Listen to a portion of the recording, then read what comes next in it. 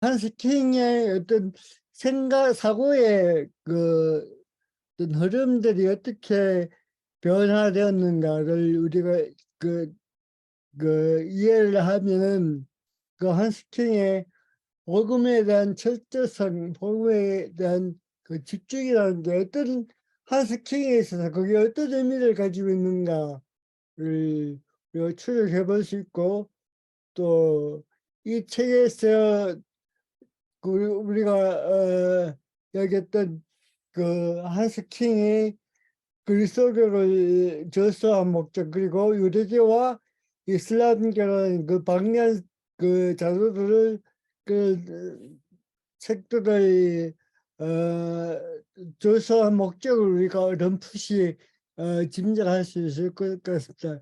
그래서 제가 한번 그 흐름들을 한번 그, 조사를 해보니까 그 뭐냐면 그 한스킹이 마이어트에 의해서 그 박사학위 논문을 쓰고 그, 박, 그 마이어트와 그 박사학위 논문은 칭의론에 대해서 그 학위 논문을 썼습니다. 그리고 그 칭의 그 칭의론에서 이제 한스킹이 그 논문에서 그 주장했던 것은 카톨릭의 칭의론과 그 개신교의 칭의론은 그, 공유되는 부분이 있다. 그러니까 완전히 다른 것이 아니라 라고 이야기를 늘 주장하는데 여기에 대해서 이제 바라타는 전적인 동의는 없었지만 그럼에도 불구하고 그 한스킹의 그 주장에 동의하는 그런 입장을 가지고 있었습니다. 그리고 이 바레트의 언급은 또 한스킹이 이제 위대한 그리스도교 사상가를 위한 또 책에서 이제 바레트를 언급하고 있는데 바레트 그 바레트에 관한 그 언급들 읽어보시면 나중에 마지막 쪽에 가서 이제 그 바레트에 대한 재평가 그리고 그 현실에 있어서 우리가 바레트 신학을 어떻게 할 것인가에 그 문제를 나누면서 이제 그 한스킹은 그 바레트의 신학을 어느 방향으로 끌고 가려고 하냐면 교회니까 그러니까 교회 일치 운동으로 이제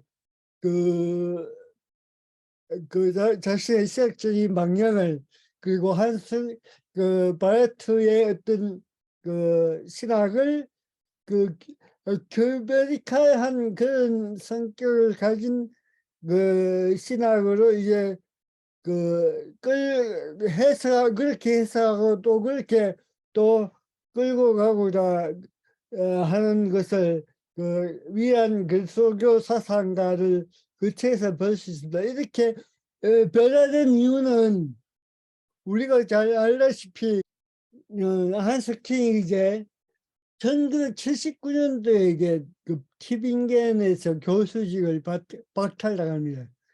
그 1979년도에 이제 그 교수직을 박탈당하는데 그 교수직을 박탈당하는 가장 큰 원인은 거기 우리 PPT에서 보시면 알시겠지만 그리스도인의 실존이라는 책을 이 한사킹이 소개되는데 이게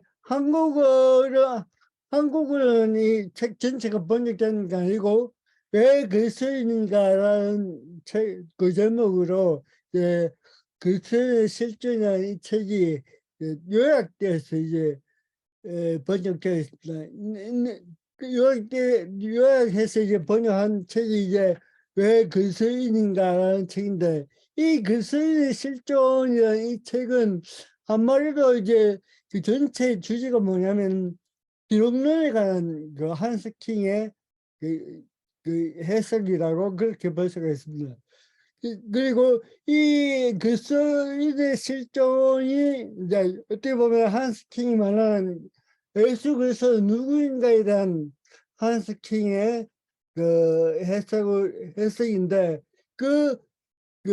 이 책 전체의 내용에 있어서 이제 그 가톨릭 책에서 또 그렇고 이 한스킹의 신학을 평가하는 사람들도 이야기하기를 이 기록론 한스킹의 기록론에서의 문제가 뭐냐면은 그 예수 그리스도의 신성이 그 언급되지 않고 예수 그리스도의 그 인성 철저하게 그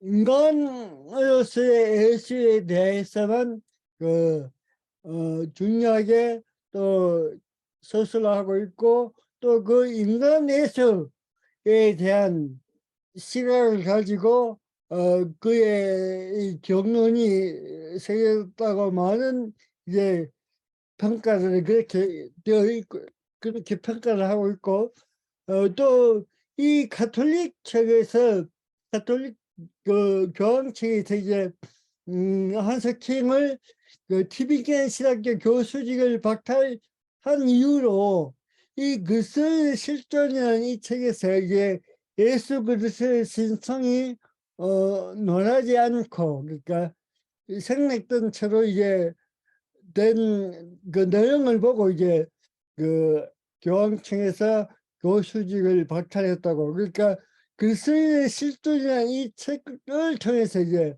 어떻게 보면 한석칭은 가톨릭 측에서 이제 교수직을 내려놓을 수밖에 없는 그런 상황에 원인 제공이 이 책에서 있었다 그렇게 이야기를 할 수가 있습니다. 그래서 이 책 이후에 교수직을 박탈하고 나서의 모든 어떤 그 이후에 이 한스킹의 그 저술들의 그 내용들은 그 방향성들은 바로 세계 종교와의 대화 또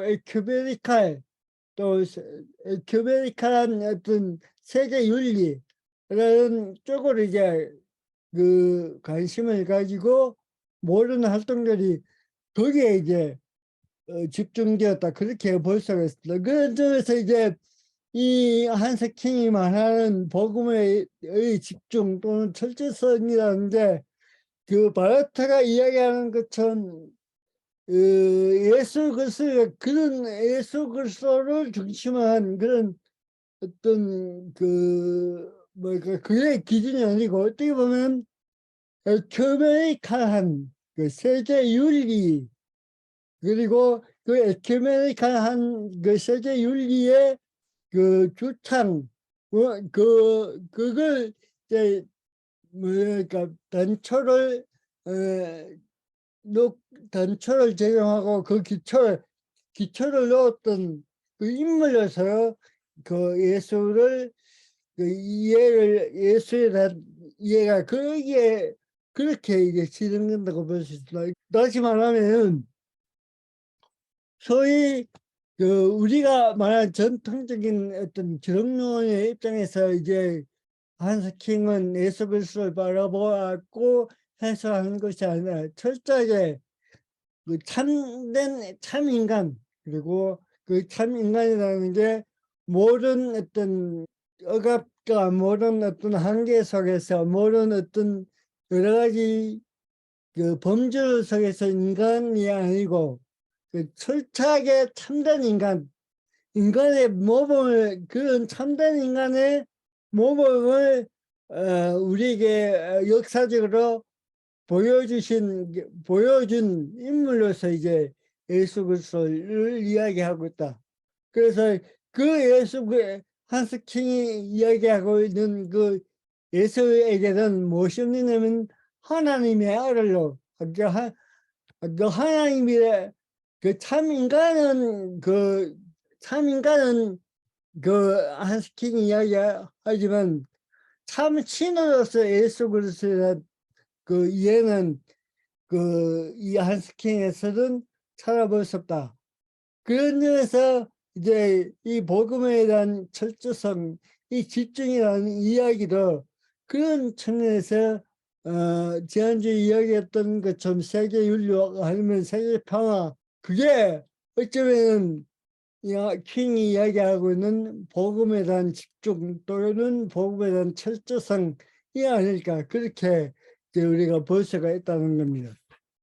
그래서 이 부분은 우리가 이야기를 해야 될 부분인 것 같습니다. 그래서 이 책이 끝날 때쯤 돼서 한 번 더 킹이 이야기하고 있는 복음에 대한 집중 또는 복음에 대한 철저성이 무엇인지를 한 번 더 제가 이야기를 하려고 합니다. 지난주에 이야기했던 것처럼 이제 근대는 언제 근대가 어디서부터 시작되었는가를 이제 우리가 근대 시작을 어떻게 볼 수 있느냐를 한스 킹은 이야기를 하고 있는데, 보면 그 책에서도 이렇게 여러 가지 관점에서 이제 근대 시작을 한스 킹이 이야기하고 있는 것을 볼 수 있습니다.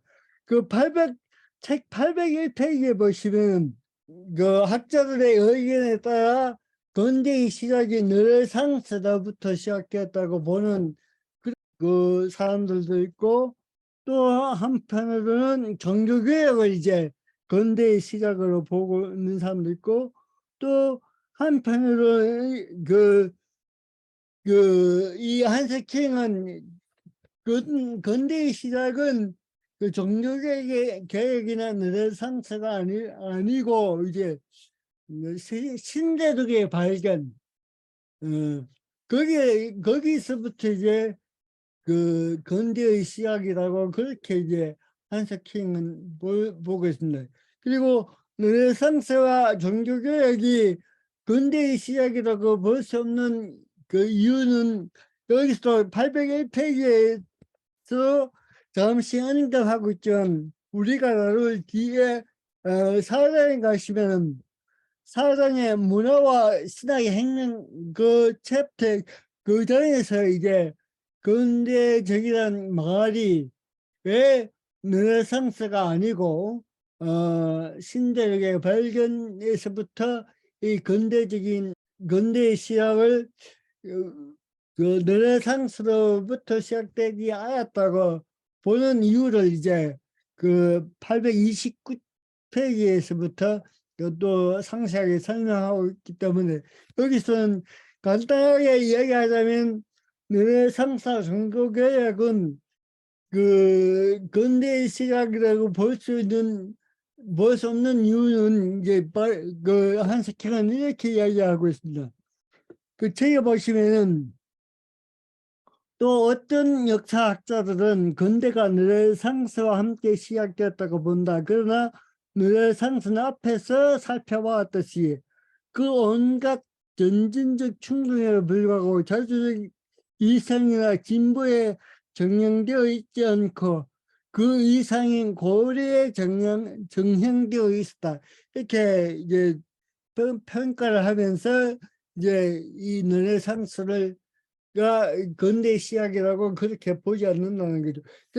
그런데 이제 이 한스킹은 이 문장에서 볼 수 있듯이 근대 시작은 무엇이 그 전제가 되어야 하느냐면은 이성, 또 진보, 이것이 근대의 그 시작이다. 그러니까 이성이 언급되고 또 그 이성을 통한 역사의 그 발전 또는 역사의 진보, 그것이 이제 현상적으로 나타난 그 시기가 바로 이게 하스킹이 보기에는 그때부터가 이제 근대다, 이런 것이죠. 근대의 의미는 여기 800페이지에서 806페이지에서 얘기하는 그 근대의 특징, 또 근대 패러다임의 그 핵심적인 개념은 뭐냐면 이성과 진보입니다. 이성과 진보인데 그 이성과 진보는 그러면 그 이성이라는 그 개념과 진보라는 개념이 어디서부터 시작되는가 하면은 그 이성과 진보의 개념은 바로 그 지난주에 이야기했던 것처럼 종교개혁과 반종교개혁이 그 유럽에서 실패로 돌아가고, 그래서 일어났던 게 이제 종교전쟁 또는 종파전쟁을 이야기하는 그 유럽에서 일어났던 그 전쟁을 통해서 그 종교가, 그 기독교라는 그 종교가 이제 그 역사의 어떤 중심에서 그 자리를 잃어버리고, 그 잃어버린 자리에 이성이라는 그 새로운 개념이 어떻게 보면 그 당시에 전쟁으로 인해서 피폐해져 가는 그 유럽을 다시 평화의 어떤 세계로 만드는 그 하나의 방법으로서의 그 이성이 그 세계 역사 속에서 대로됨으로써 이제 근대가 시작되었다는 것이죠. 그래서 그런 점에서 이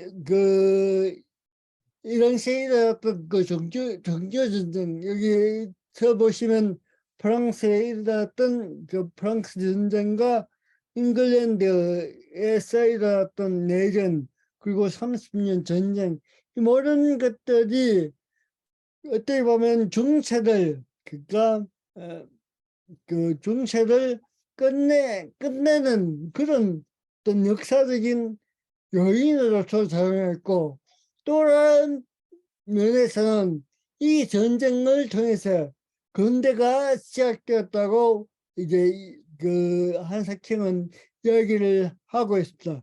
그래서 이 전쟁은 한편으로는 이제 종교라는 그 어떤 그 중세를 지배했고, 중세를 지배했을 뿐만 아니라 기독교가 탄생되면서, 그리고 그 역사에, 그리고 세계의 어떤 중심적인 아주 핵심적인 가치로 모든 역사를 움직였던 종교가 이제 전쟁이라는 걸로 이제 결론을 지으면서 새롭게 이제 그 종교 대신에 인간의 인생이 그 종교의 자리를 잡아버려서 새로운 어떤 패러다임이 시작되었다. 그게 뭐냐면 바로 근대라고 그렇게 이야기를 하고 있습니다. 그래서 이 30년 이그 유럽의 종교 전쟁의 마지막인 30년 전쟁은 어떤 영향을 그 근대에게 넘겨주는가 하면은 국가 종교에서 개인의 종교도 이제 그 자기가 그만큼 이제 종교라는 어떤 핵심적인 가치가 그만큼 이제 떨어졌다는 얘기죠. 왜냐하면 중세는 바로 이 종교를 통해서 기독교에 대한 그 다양한 그 개념, 기독교라는 그 단일한 그 힘으로써 모든 그 사회 체제나 정치나 세계가와 역사가 움직였다면, 이제 이제 그 종교 전쟁을 통해서 이제 종교라는 것은 그 역사와 어떤 정치와 세계를 움직이는 어떤 그 요인들로서 대중되는 것이 아니고 개인의 어떤 그 개인적인 신앙심으로서 이제 뭐랄까 그 위력이, 그 힘들이 그렇게 작아졌다, 그렇게 본다는 겁니다. 가톨릭이나 개신교가 중심적인 위치를 가지고 있을 때는 이 종교를 통해서 어떻게 보면 세계의 어떤 유토피아를 꿈꾸는 그런 그 희망이 이제 그 이 종교에서는 그런 희망을 꿈꿀 수 없는 그런 이제 결말이 이제 이 종교를 전쟁을 통해서 보여졌기 때문에 어떻게 보면 기독교가 그 꿈꾸고 또 기독교가 그 전했던 어떤 이상향, 유토피아 또는 평화, 이 모든 것들에 대한 어떤 불신이 이때부터 나타났고, 그 불신을 통해서 일어났던 정치적이고 사회적이고 또 유럽 전체에 가지고 있던 그 혼란, 그리고 그런 피해 속에, 전쟁의 폐해 속에서 있었던 그 모든 것들의 어떤 질서를 잡고 또 거기에 새로운 어떤 체제와 질서를 그 구축하고 또 하기 위한 어떤 방법을 이제 어디서부터 찾게 되냐면 이성에서부터, 인간의 이성, 그래서부터 이제 찾기 시작하면서 이제 이게 근대가 시작되었다고 그렇게 볼 수가 있습니다. 그래서 이 근대의 시작은 전쟁을 통해서 근대 시작을 볼 수 있고, 또 하나는 이제 그 뭐냐면 새로운 대륙이 발견을 이제 이 한석경은 언급하고 있는데, 이 신대륙의 발견은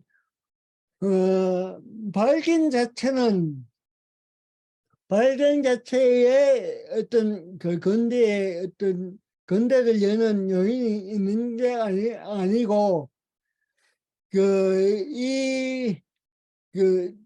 신대륙의 발견은 그 스페인이나 그 포르투갈에 의해서 이제 그 신대륙의 발견에 있어서 그 첫 문을 열었다면, 이제 그래서 그 스페인에서 이 그 신대륙을 발견한 이유는 그 당시에 스페인에서 일어나고 있던 그 가톨릭과 개신교의 전쟁에서 그 물자를 공급받기 위해서, 그 군수 물품을 이제 공급받기 위해서 이제 그 행해졌던 게 바로 신대륙의 발견이었고, 그리고 또 하나의 용인은 이 스페인에서 이렇게 그 신대륙의 발견이 그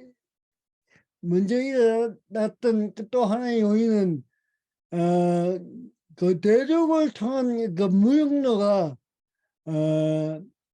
그 이슬람의 세력의 그 확장을 통해서 그 대륙을 통한 무역로가 끊김으로써 이제 그 대서양 쪽으로 눈을 열리면서 전쟁 물자를 확보하기 위해서 그 시도되었던 것이 바로 이 신대륙의 발견이라고 그렇게 볼 수 있습니다. 그래서 그 스페인에서 시작된 이제 이 신대륙의 발견은 그 스페인이 이제 영국과 프랑스에 의해서 이제 그 스페인의 세력이 이제 끊겨지고, 그래서 그 후발주자인 이제 영국과 네덜란드에서 이제 그 신대륙의 발견이, 또 그 당시에 알려지지 않았던 아메리카나 아시아 지역의 여러 그 대륙의 발견들이 이어지면서 또 한 번 이제 그 유럽 전체가 또 새로운 세계관을 그 철저하게 경험적으로 이제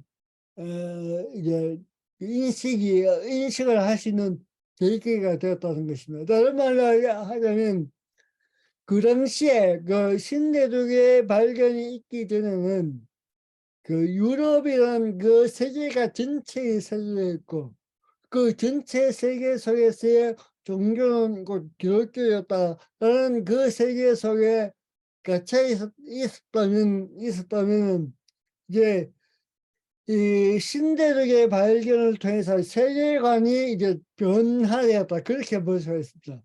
유럽을 중심으로 한 그 세계관에서 이제 유럽을 넘어선 그 새로운 대륙과 새로운 세계에 대한 것을 경험함으로써 이제 당시에 가지고 있던 그 사람들이 가지고 있던 유럽적 신주의적인 그런 세계관이 끝나고 세계라는 게 결국은 기독교가 전체가 아니고 또 유럽이라는 게 세계 전체가 아니라는 그걸 이제 철저하게 경험적으로 인식할 수 있는 계기가 바로 이 신대륙의 발견을 통해서 이루어졌다고 그렇게 이제 한스킹은 이야기를 하고 있습니다. 그래서 이렇게 이야기하고 있습니다. 16세기의 유럽과 다른 대륙들과의 교류는 이제 고대로부터 잘 알고 있던 아시아와 아프리카에 국한되지 않고 그때까지 알려지지 않았던 대양과 대륙에로의 길을 개척했던 바 대양들은 이게 더 이상 분리의 요인이 아니라 오히려 결합의 요인이 되었다. 지정학적으로는 이때 이미 새로운 시대가 시작되었으면 두려워할 것이 없다. 그러니까 유럽 중심적인 그런 어떤 세계관에서 이제 그 유럽만 있는 게 아니고 유럽이 세계 전체가 아니고 또 다른 세계가 이제 존재하고 있고 또 다른 종교, 또 다른 문화가 존재하고 있다는 것을 체험함으로써 이제 이 사람들의 유럽인들의 사고가 또 확장되고 변화되었다. 그래서 그런 사고와 그런 사고의 확장과 사고의 변화가 바로 근대의 시작이라고 그렇게 볼 수가 있습니다. 그럼에도 불구하고 이 근대적 패러다임이라는 것은 한스킹은 이렇게 이야기를 하고 있습니다. 유럽적 순적인 패러다임이다. 그래서 그 세계관이 확장되고 그걸 경험을 통해서 이 세계관의 세계관이 변화되고 또 그걸 깨닫기는 했지만 여전히 어떻게 보면 유럽인들은 자신들이 가지고 있는 어떤 문화, 문명 모든 것들이 다른 세계의 것보다 더 우월하라는 그 의식을 가지고 이제 대륙의 정복에 나섰다는 거죠. 그래서 이들이 그 신대륙을 발견하고 또 신대륙과의 어떤 교류를 통해서 목표했던 것이 바로 뭐냐면 전 대륙을 유럽화 시키는데 이제 이 근대를 싫어하면서 유럽인들이 가지고 있던 또 하나의 어떤 세계관이었고 목표였다 그렇게 볼 수가 있다는 겁니다. 그래서 다른 대륙이나 다른 세계가 가지고 있던 모든 문화와 어떤 모든 문명 또는 이런 모든 종교를 자신들이 가지고 있는 문화 또 자신들이 가지고 있던 그 종교를 이제 식민함으로써 거기에 심음으로써 이제 그 전체 모든 세계를 유럽의 세계로 만드는 그런 일들이 일어났다는 것이죠. 그때 중요한 것은 여기에 이런 유럽 중심적인 패러다임으로 이렇게 변화되는 데 있어서 기독교는 근대의 시작이 이렇게 이루어질 때에 아무런 역할을 하지 못했다는 겁니다. 근대로 이렇게 변화되고 그런 패러다임이 전환되면서 기독교가 그런 어떤 전환에 있어서 역할을 하지 못했던 이유는 바로 우리가 앞전에서 이야기했던 것처럼 그 전쟁을 통해서 기독교라는 그 종교의 어떤 가치 또는 종교의 그 당시에 유럽을 주었던 모든 어떤 힘을 잃어버렸기 때문에 이제 그 기독교는 이 근대로의 패러다임이 변화되는 데 있어서 큰 역할을 하지 못했다. 그렇게 그 한스킹은 보고 있습니다. 또 하나는 이제 이렇게 그 신대륙이 발견되고 또 여러 가지 그 유럽적인 문화가 또 이 신대륙에 심어지고 하면서로 이제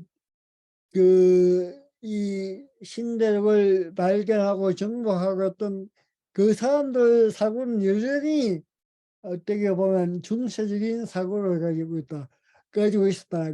그 신대륙을 발견했던 콜럼버스나 이런 사람들은 근대적인 인간이 아니었다고 그렇게 한스 킹은 그렇게 이야기하고 있습니다. 그래서 이제 한스 킹은 이렇게 이야기를 합니다.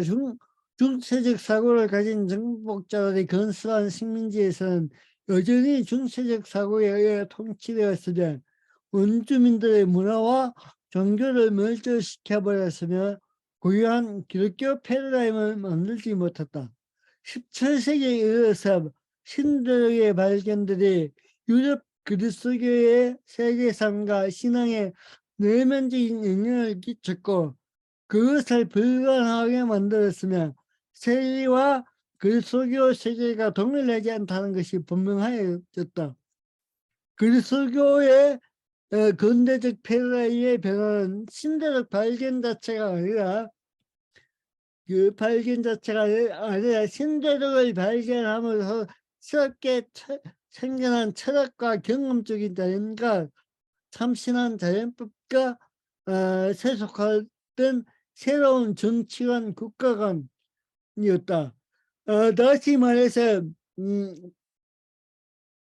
신대륙 발견 그 자체가 큰 어떤 근대를 시작하는 어떤 요인이 아니고 그 신대륙이 발견함으로써 이제 일어났던 그 유럽인들의 사고의 변화가 어떻게 보면 그 근대의 시작의 요인이라 그렇게 이야기를 하는 겁니다.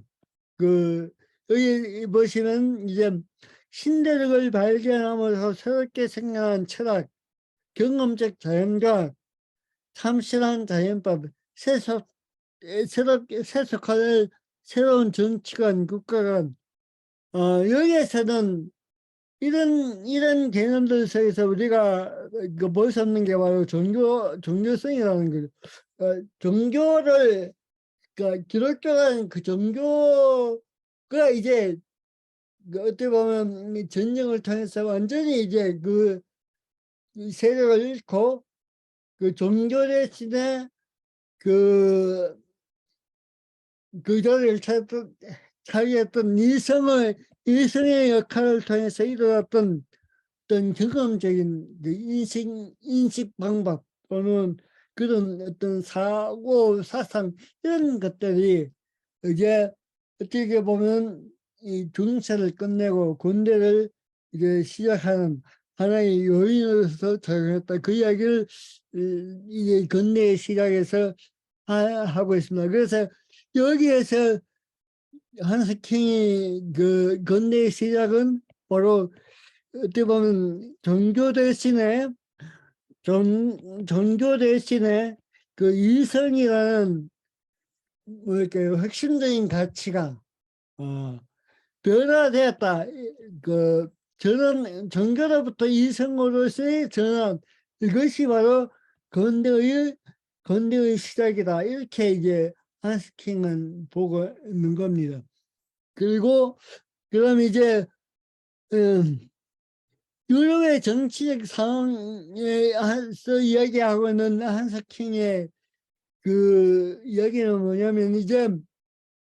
뭐냐면 기독교라는 게 그 정치와 종교의 그 중시에 있어서, 그리고 그 여전히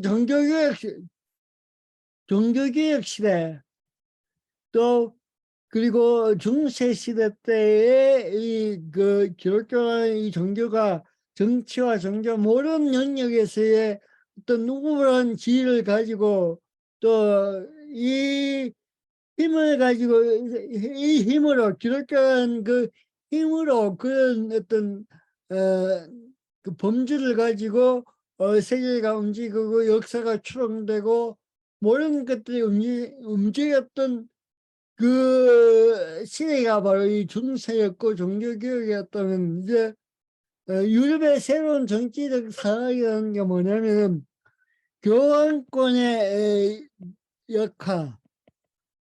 역할을 통해서 이제 어떤 그 권력이 교황의 권력 대신에 어떤 권력이 차지를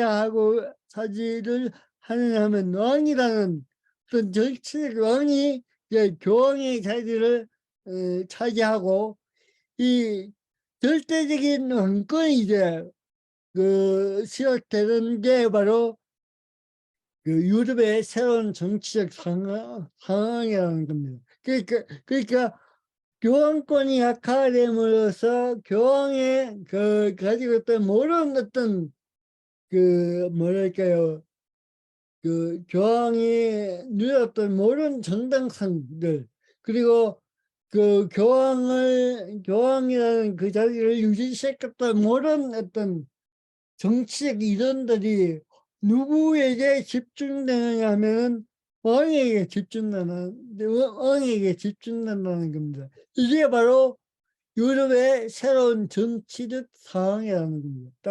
그게 이제 이 부분에서 중점적으로 다뤄지고 있는 겁니다. 그래서 그 이제 새로운 정치적 상황을 이제 상징하는 이제 그 건물을 이제 그 한석행이 먼저 소개하면서, 이제 교황의 자리에 이제 왕이 이제 그 자리를 차지하게 정치적인 어떤 그 전환들이 이루어졌던 그 상징적인 건물로서 이제 한석행은 두 가지 건물을 이야기를 합니다. 그 에스코리알스로 스페인에 있는 그 궁전인데, 여기에 이 궁전이 이제 상징하는 것은 그 어떤 왕세가 왕의 권한과 이제 그 종교의 권한이 이제 동등한 위치에 이제 어떻게 보면 교황에서 이제 그 왕으로서의 그 집중, 왕권에 대한 그 어떻게 뭐 절대적인 왕권으로 넘어가는 그 중간 시기에 있었던 그 어떤 단계에, 그 중간 단계에 있었던 게 바로 에스코리알 궁전이라고, 그렇게 이제 한석행은 이야기를 하고 있습니다. 그리고 또 하나는 베르사유 궁전, 프랑스의 누이 그 14세에서 건축된 이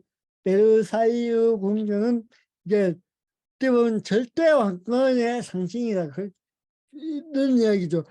그러니까 이제 이렇게 되면 절대 왕권이 이제 그 프랑스에서 설정되면서부터 무엇이 이제 그 힘을 잃고 또 의미를 잃게 되냐면, 교황이라는 그 권력이 약화됨으로써 이제 세계 질서를 그 전까지는 절대 왕권이 일어나기 전은 세계 질서와 지금은 세계 그 당시 유럽의 모든 어떤 그 질서를 유지하고 그 교회의 모든 통일성을 유지했던 그 핵심적인 어떤 그 요인으로서 교황의 역할이 있었다면 이 절대 왕권이 수립됨으로써 이 교황의 모든 어떤 역할이 약화되고 교황의 역할이 약화되면서 기독교라는 종교의 역할도 이제 세계의 유럽 세계의 어떤 그 핵심적인 역할을 하지 못하는 그런 상황이 되었다. 그 이야기를 지금 하고 있을 한석형은 이야기하면서 그게 바로 중세를 끝내고 근대를 시작하는 시작점에 나타난 또 하나의 특징적인 현상이라고 그렇게 이제 한석형은 언급하고 있습니다. 처음에는 왕권과 교권이라는 게 교환권이죠. 그 세대의 균형을 유지하고 있으나 점진적으로 왕권이 교권보다 우세한 권력으로 변화되는 상징을 나타내는 건축물이 바로 방금 언급했던 에스코리알스러운 궁전과 베르사유 궁전이라고 이렇게 한스킹은 이야기하고 있습니다. 스페인 이야기는 아까 전에 스페인은 이제 원래는 이 스페인이 이제 이슬람 세력과의 전쟁도 있었고 또 여러 지역으로 이제 독립적인 어떤 여러 지방의 어떤 제후 세력들의 분할로 이루어졌던 이 스페인이 이제 17세기 초에서 17세기 초가 되면서 이런 모든 어떤 전쟁과 분열들이 종식되면서 하나의 나라로 이제 성립되면서 이제 어떻게 보면 초기에는 이 스페인의 문화와 어떤 정치적 힘들이 유럽을 선도했다. 그러니까 어떻게 보면 17세기에 근대의 시작은 어떻게 보면은 유럽에 있어서 근대 시작의 선도적인 역할을 했던 지역이 바로 스페인이었다. 근데 이 스페인이 이제 프랑스와 네덜란드 또 영국에서 힘들이 스페인의 힘이 약화되면서 이제 어떻게 보면 이제 영국과 네덜란드, 프랑스가 이제 유럽 유럽 세력을 어떻게 보면 좌지우지하는 그런 세력으로 급부상하고 이제 그 세력에 의해서 영국과 네덜란드에서 지중해에서 이제 지역적으로는 대서양으로 이제 세력의 판도가 변하는 그 시기가 바로 또 근대의 시작이라고 이야기를 합니다. 제가 전문에 책 한 권을 읽었는데 여담이지만 왜 이 세계 역사가 동양이 아니고 서양이 이 세계 역사를 지배했는가 이런 책을 읽은 적이 있는데 여기에 이 책에서 책을 전 사람 저자의 생각이 이름이 이제 기억이 안 나는 여기 서양이 왜 세계를 지배하게 됐는가 이 책에서 이 저자가 이야기하기를 결론은 이겁니다. 그 책의 핵심적인 결론이 뭐냐면은 어떤 지역적인 특성이 서양이 더 유리했다. 지역 특성의 유리한 게 뭐냐? 바로 이 주중해를 중심으로 해서 지중해란 작은 뭐랄까요?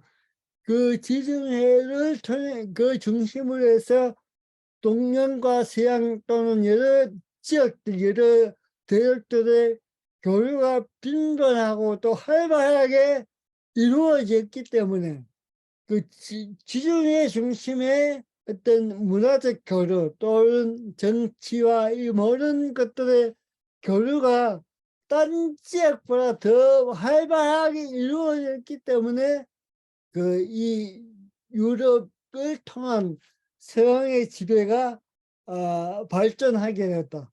반면에 그 동양은 그런 어떤 지역적인 그런 유리한 점을 가지고 있지 않았다. 그렇게 그 이야기하는 책이 바로 이 책인데, 결국은 그 지중해를 중심으로 했던 이 그 뭐랄까요, 그 문화나 이런 모든 이제 정치적인 모든 그 행위와 이런 것들이 이제 어느 정도 성숙됨으로써 이제 대서양으로 나가서 이 대서양을 통한 유럽의 세계 지배가 일어났다. 그렇게 이제 볼 수가 있는 겁니다. 뭐 계속해서 이제 그 한스킹은 그 30년 전쟁으로서의 정치적 변화가 어떻게 일어났는가를 이야기를 하고 있습니다. 여기 보시면 개신교도 여전히 국가에 종속되게 되었고, 그 30년 전쟁을 통해서, 그리고 카톨릭과 교황은 국제법적 조정자로서의 권위와 그를 상실하였다.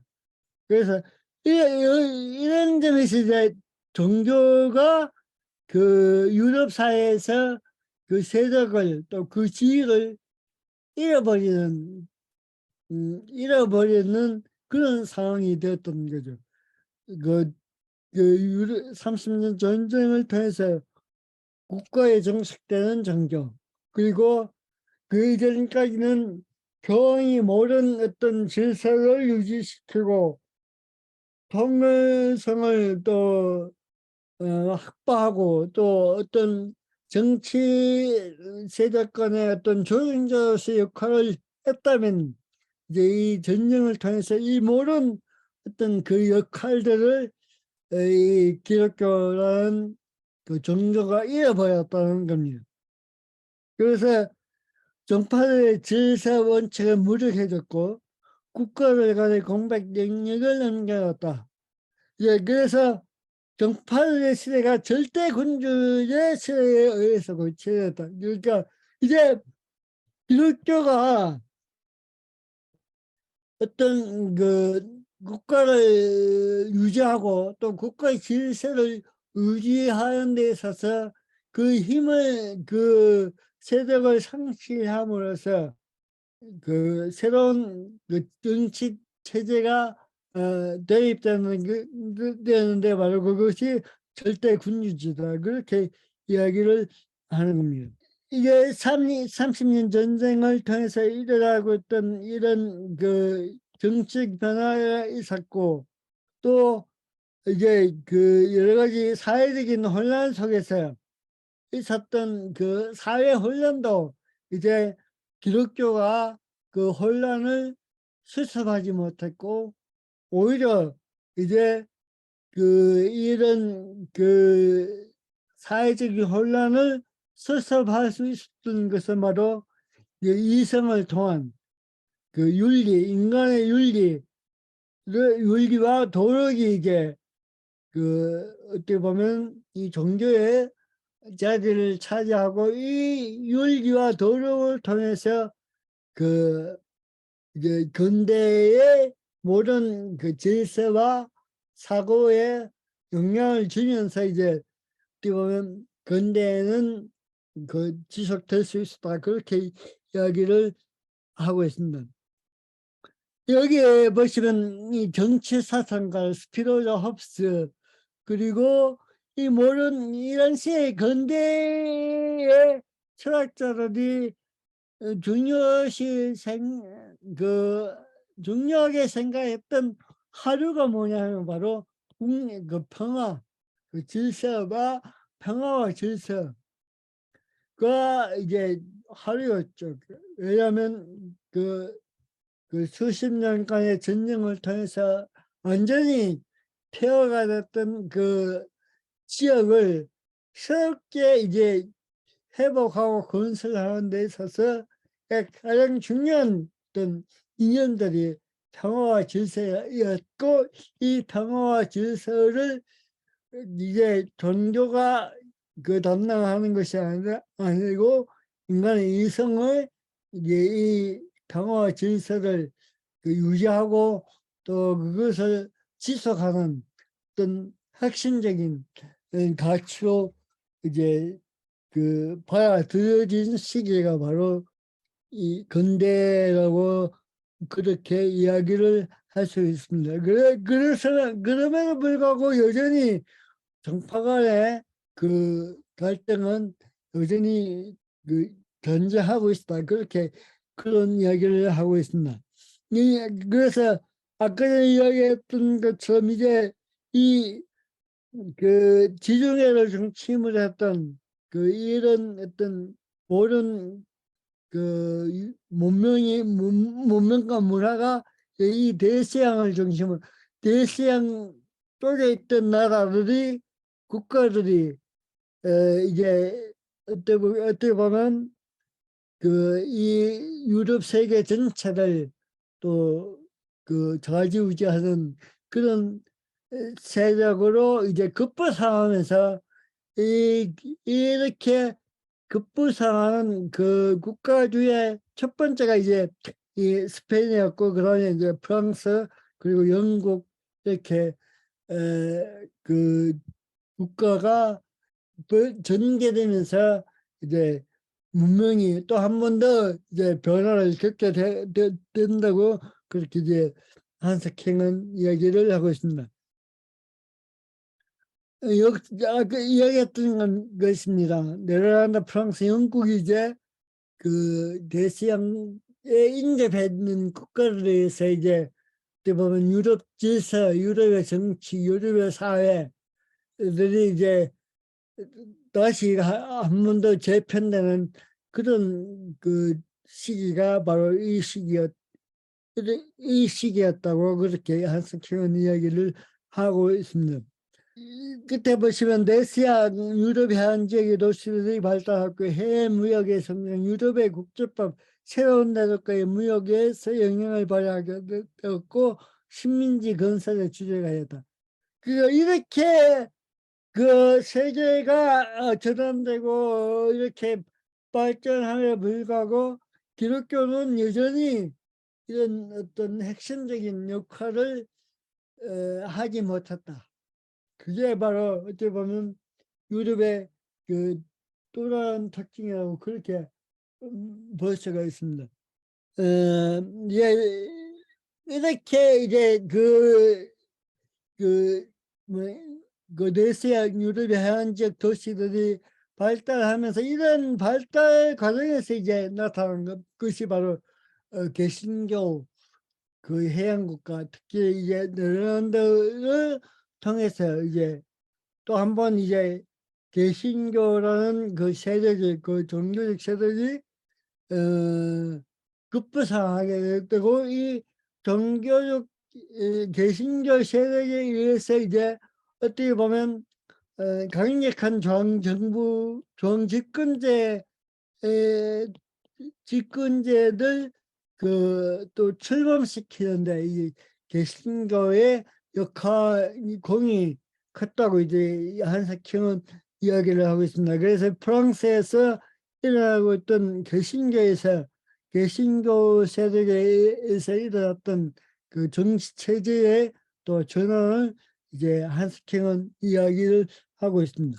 이 근대에 시작하면서 절대군주제가 또 하나의 이념으로 자리 잡게 된 것은 아까 전에 이야기했던 것처럼 그 평화, 그리고 그 뭐랄까 질서, 이런 것들이 그 하나의 중심적인 이념이 되고, 이념이 됨으로써 절대군주제가 하나의 근거가 지어지고, 그래서 이렇게 이 군주제가 근거 지어짐으로써 중요한 변화가 뭐냐면 정치와 종교의 관계성이 또 새롭게 정립한다는 거죠.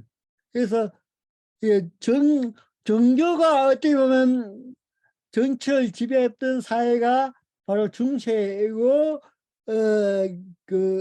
뭐 중세였다면 이제 정치가 종교를 조정하고 또 유지시키던 그 시대가 바로 근대라고 그렇게 이야기를 할 수 있습니다. 그래서 이제 국가가 이제 종교 대신에 최우선순위가 되고, 그래서 이제 이 국가가 우선시됨으로써 종교 지도자인 어떤 그 교황이나 그 종교 지도자의 그 역할들은 그만큼 그, 그 영향을 잃어버리는 상황이 바로 이때 벌어지는 거죠. 그래서 이제 그 세속적인 왕권, 절대화적인 왕권이 수립됨으로써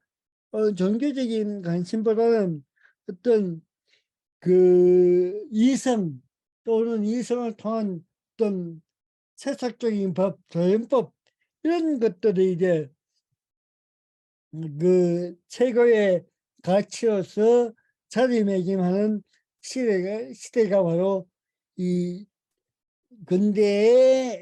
근대다 그렇게 볼 수가 있습니다. 여기 보시면 국시라는 것은 국가의 권력의 보존과 확장에 국가적 행위의 척도 원칙이 되어야 한다.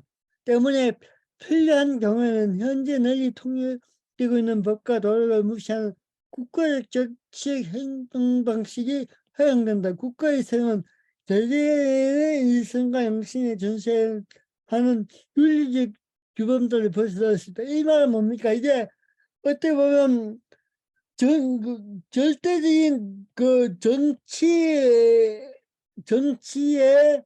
그 집합체, 정치 제도가 그 국가라는 그 이름으로 이제 모든 개인의 어떤 사회를 그 개인의 그 삶을 개인의 실존을 조정하고 통제하는 그런 그 시대가 변환됐다. 우리가 지난 중세 시대 때 얘기했죠. 중세 때는 교회가 그 민중들의 모든 삶을 그 가정생활부터 모든 개인적인 삶에 영향력을 끼치고 교회가 중심이었다면 그게 이제 정치 체제, 그 절대 군주라는 그 체제도 변화되면서 그 이념들이 모든 개인적인 그 삶과 모든 모든 지역의 그 영향력들을 이제 이 그 국가가 가지게 되었다. 그 이야기를 하고 있습니다. 그러면서 이제 또 다른 성격의 이제 전쟁이 일어나게 되는데 그것은 그 중세 때까지는 모든 전쟁이 어떤 종교 전쟁이었다면 이제 어떻게 보면 국가의 어떤 권력, 국가의 어떤 그 힘을 차지하기 위한 패권을 차지하기 위한 그 패권을 차지하기 위해서 그 전쟁이 일어났다는 것이 바로 또 이 근대의 특징이라고 얘기를 할 수가 있습니다. 그러니까 그 이전까지는 모든 전쟁의 그 중심의 그 전쟁의 이념은 종교가 그 전쟁의 이념이었다면 이제 근대가 되면서 국가의 어떤 그 뭐랄까 세력을 유지하고 또 이것을 확장시키기 위해서 이제 그 쉽게 하면 그 전쟁의 세속화가 일어났다 이렇게 볼 수가 있습니다. 이게 바로 또 어떻게 보면 이 근대의 또 하나의 특징이란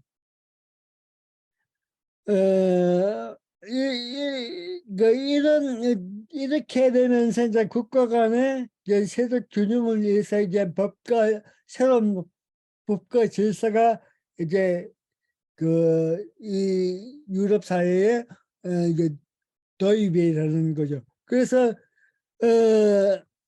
이제 새로운 이제 그 이전까지는 어떤 교회의 어떤 교리가 국가 간의 분쟁을 조절하고 또 그 역할을 했던 교회였다면, 이제 모든 것에 어떤 조정적 역할을 했던 하게 된 그게 바로 이 법이라는 거니, 법, 자연법.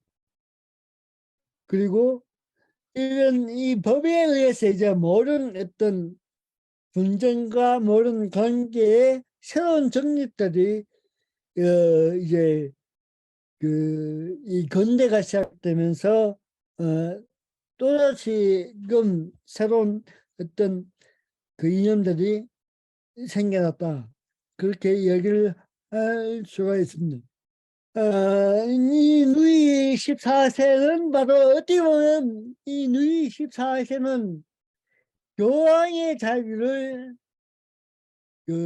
차지한 왕이다, 그렇게 볼 수 있다. 그러니까 다시 말해서 중세 때의 교황이 가지고 있던 모든 어떤 그 권력의 모든 역할들을 이제 프랑스에서 루이 14세 때는 그 프랑스 국왕이 이 인물이 바로 모든 종교와 정치와 모든 어떤 프랑스에서 일어나고 있던 모든 어떤 사건의 중심지였으며, 절대적으로 이 사람에 의해서 이제 프랑스가 움직이는 그런 구조가 만들어졌다. 이게 바로 근대 초기의 특징이라고 뭐 그렇게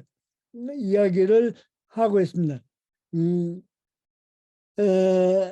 그래서 어떻게 보면 이 루이 사실은 오히려 이제 자신의 정치적 권력을 강화하는 데서 종교를 이용하게 되었으며, 이 종교를 이제 이용하는 그런 국왕이 되었습니다. 세속적인 국왕이 되었죠. 그러니까 종교가 중심이 아니고 정치가 중심인데, 그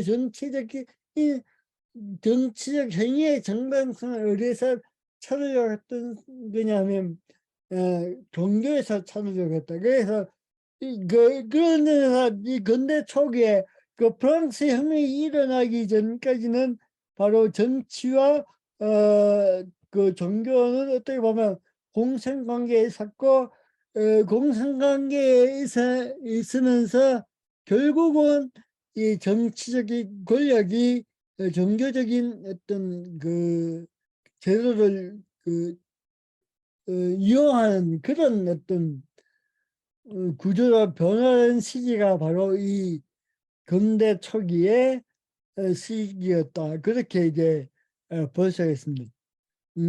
이게 바로 오늘 우리가 이야기했던 819페이지, 800페이지에서부터 819페이지까지 한스킹이 이야기하고 있는 근대의 특징, 근대의 시작, 근대의 중심적인 이념이 무엇인가를 한스킹은 이야기를 하고 있습니다.